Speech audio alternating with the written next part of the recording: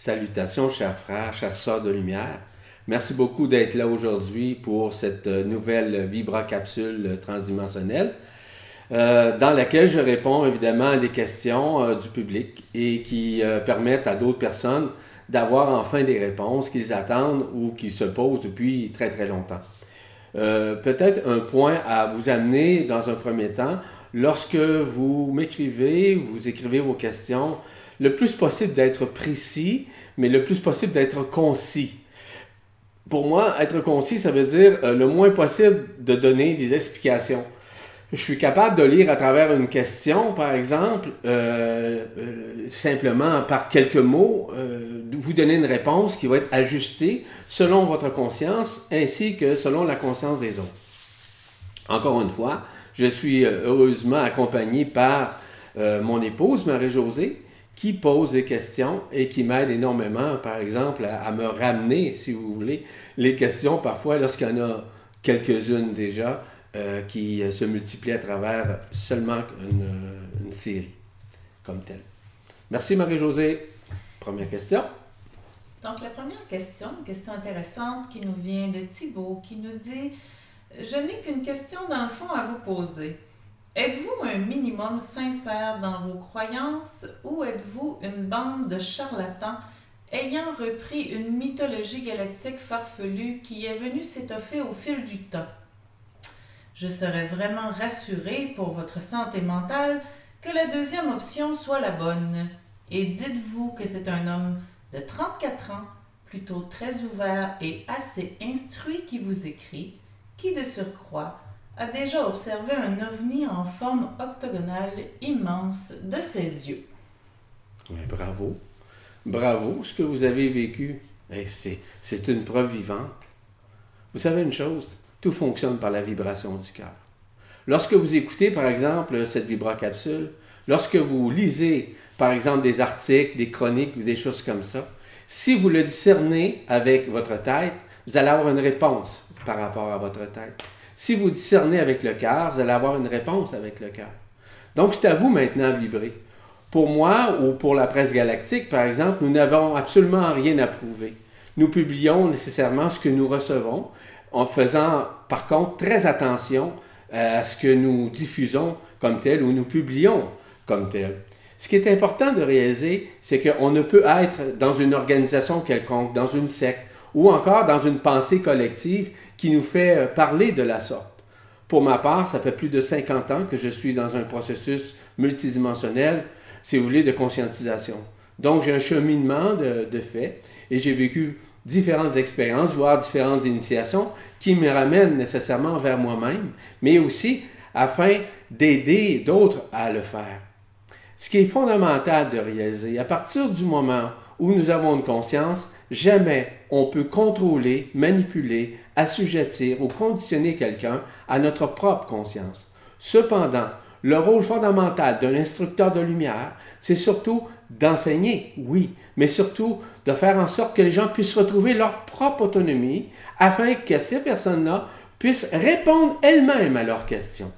Donc, tout est une question de vibration du cœur, ça n'a rien à voir avec la tête, ça n'a rien à voir avec le mental, tout se passe par la vibration.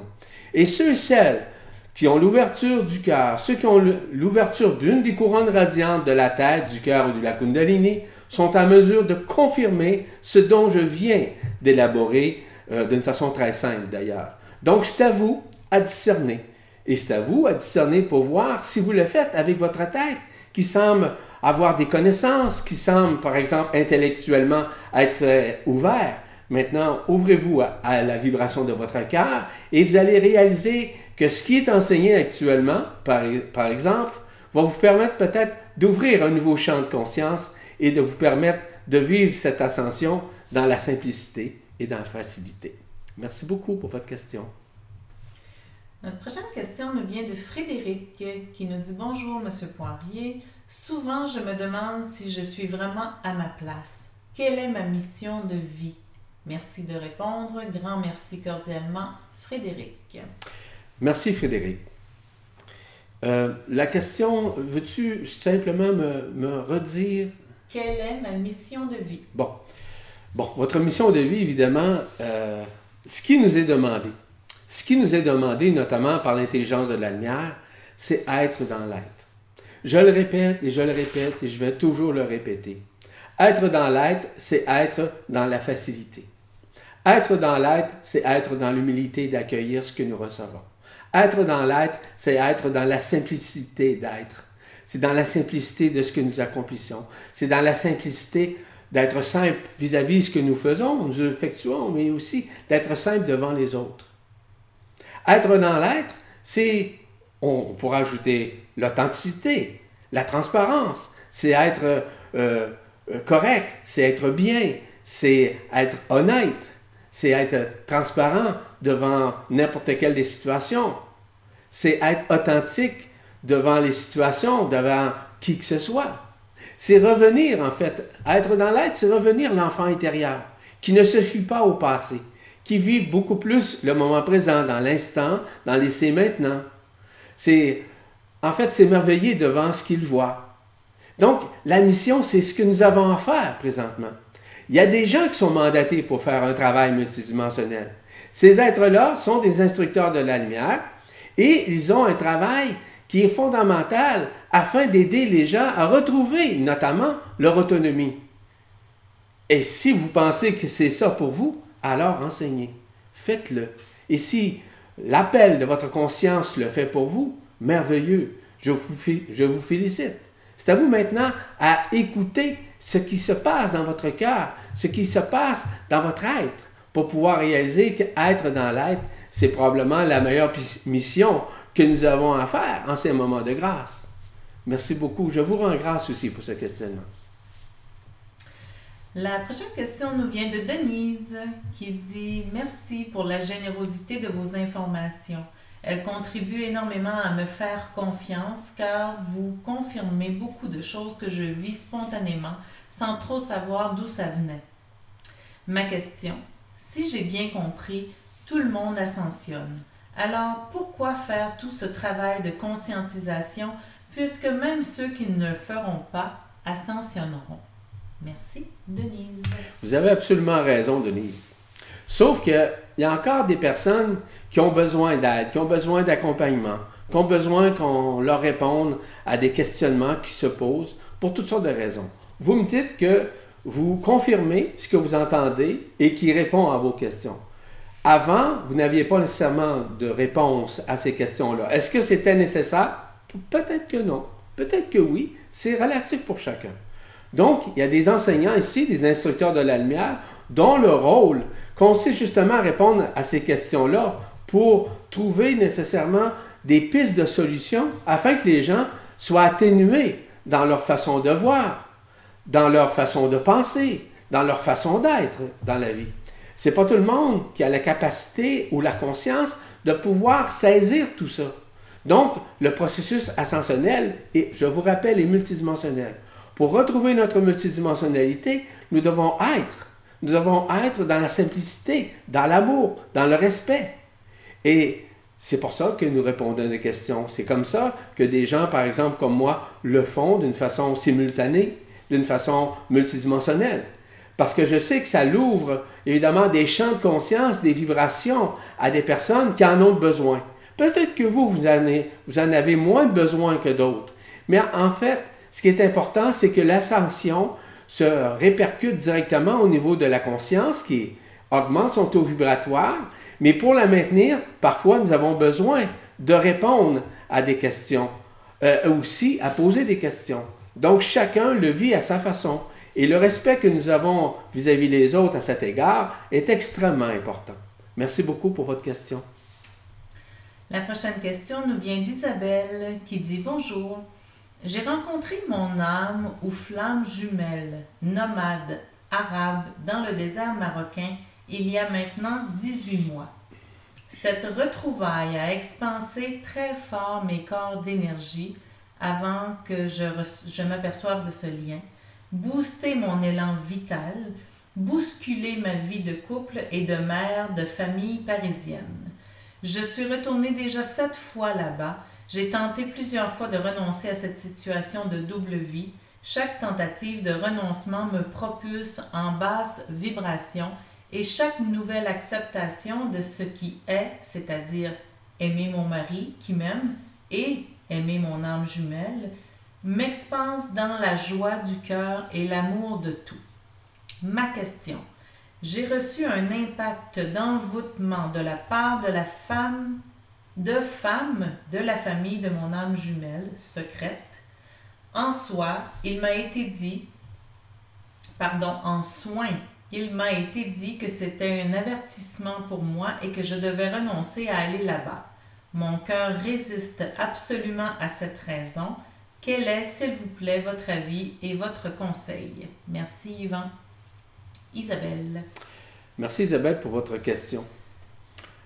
Il y a beaucoup de questionnements aujourd'hui vis-à-vis les âmes sœurs, les âmes jumelles, les âmes gémellaires, les flammes jumelles. C'est toute une histoire, cette affaire-là. Je vais vous dire tout de suite qu'il y a beaucoup de choses, il y a beaucoup de n'importe quoi qui est dit, qui est diffusé, même sur des vidéos que j'ai déjà vues dernièrement, et que c'est absolument n'importe quoi lorsqu'on parle des flammes jumelles, lorsqu'on parle des âmes sœurs, etc. L'âme jumelle dont vous parlez nécessairement a un lien dimensionnel avec vous dans cette vie-ci, probablement dans d'autres vies également, et aussi peut-être aussi sur un plan multidimensionnel. Il est certain qu'en ce moment même, vous êtes en dissonance. C'est certain qu'actuellement, vous êtes dans une dualité quelconque. Cette dualité-là, vous ne devez pas, et surtout pas la maintenir. Le renoncement est relié justement à cette dualité que vous vivez entre la relation que vous avez avec votre conjoint ainsi qu'avec cette personne. Ce qui est important, voire fondamental à réaliser, c'est que vous devez trancher une fois pour toutes. Vous choisissez un ou vous choisissez l'autre. Vous ne pouvez d'aucune façon jouer deux jeux à la fois. Ce qui risque nécessairement de vous mettre davantage dans des conflits ou encore dans d'autres dualités et qui va vous amener des problématiques auxquelles vous ne trouverez pas de solution immédiate puisque vous allez vous retrouver seul à un moment donné à pouvoir discerner les différences entre les deux. Maintenant, c'est à vous à ouvrir votre cœur. Qu'est-ce que dit votre cœur à l'intérieur de vous? De quelle façon proclame-t-il ce besoin, soit de rencontre avec l'autre ou de maintenir une relation avec votre conjoint? Ce qui est important, c'est de vous libérer de toute forme de dualité. Et je vous invite simplement à faire l'appel à votre cœur, en votre cœur, afin que le centre de votre cœur vous réponde à ce questionnement-là. Mais maintenant, comme je vous l'ai mentionné il y a quelques instants, c'est surtout de vous libérer d'une de ces attaches. C'est à vous à choisir. Et peu importe le choix que vous ferez, quel qu'il soit, vous n'aurez jamais à vous culpabiliser suite à ce choix. Jamais à regretter suite à ce choix. Et surtout, d'assumer entièrement votre choix. Ce qui est fondamental. Et c'est là que vous allez réaliser que tout se synchronise entre vous, soit avec votre conjoint actuel ou soit avec l'autre personne. Parce que lorsqu'on rencontre une âme sœur, lorsqu'on rencontre une âme jumelle, un âme gémellaire ou parfois des flammes jumelles, il y a une synchronicité multidimensionnelle qui s'installe d'une façon très importante entre les deux afin que le cheminement spirituel se fasse d'une façon simple et surtout en toute facilité. Merci beaucoup pour votre question. Notre dernière question aujourd'hui nous vient de Véronique qui nous dit « Bonjour Yvan, bonjour Marie-Josée. Voici ma question. Souvent j'entends qu'il faut avoir un but, le but de créer de l'énergie, etc.